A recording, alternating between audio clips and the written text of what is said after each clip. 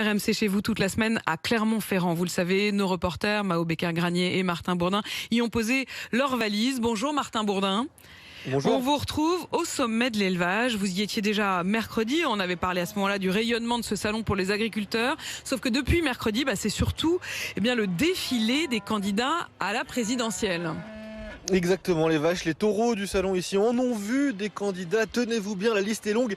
Xavier Bertrand, Arnaud Montebourg, Fabien Roussel, Marine Le Pen, Nicolas Dupont-Aignan, Michel Barnier, tous sont passés dans les travées du salon. Tous sont venus taper les fesses des vaches, leur donner du foin à manger, mais surtout tester leur popularité dans ces travées souvent bondées. Alors avec Mao Becker-Granier, on s'est glissé dans les pas de 3 candidats pour voir comment ils étaient accueillis ici.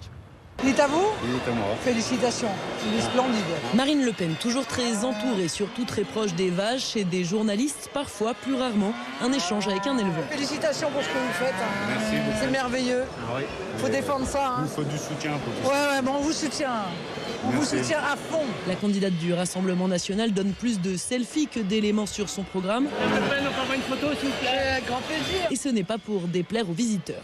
Ça me fait chaud au cœur. Ça nous donne un espoir de changer la politique. On n'a pas l'habitude de voir des gens connus comme ça, c'est pour ça. Moins souvent arrêté, presque isolé, Nicolas Dupont-Aignan, en opération séduction, est obligé d'aller lui-même vers les agriculteurs. Vous êtes venu voir des vaches? Pas que des vaches, Des agriculteurs? surtout les agriculteurs. Enfin, ça va ensemble souvent. Lui est un habitué de ce sommet depuis très longtemps, ancien ministre de l'Agriculture, Michel Barnier, candidat Les Républicains et pourtant encore peu connu du grand public. C'est qui? C'est un candidat. Quel parti?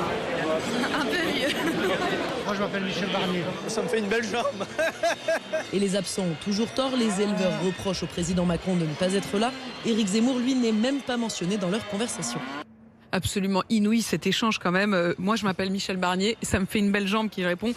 L'agriculteur Martin Bourdin, voilà pour l'ambiance en tout cas. Mais sur le fond, est-ce que les candidats ont réussi à convaincre ?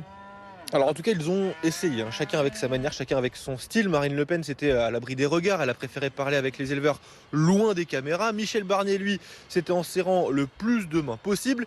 Mais tous ont tenté d'envoyer des messages avec plus ou moins de succès. En marge des déambulations, beaucoup d'éleveurs regardent les candidats du coin de l'œil et peinent à se laisser convaincre.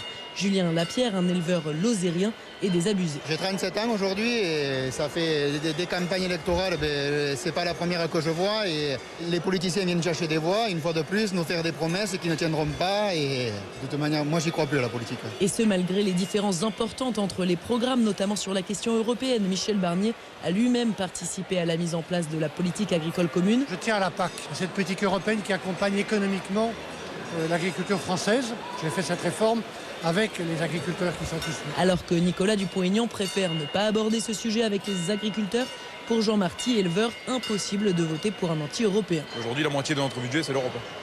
Là, l'automne, on touche les subventions. Sans ça, on ne vit pas, nous. Marine Le Pen, sans rentrer dans le fond des sujets face au micro, a rappelé son attachement au monde agricole. Merci beaucoup Martin Bourdin, donc en direct du salon de l'élevage. Vous étiez avec Mao Becker-Granier toute la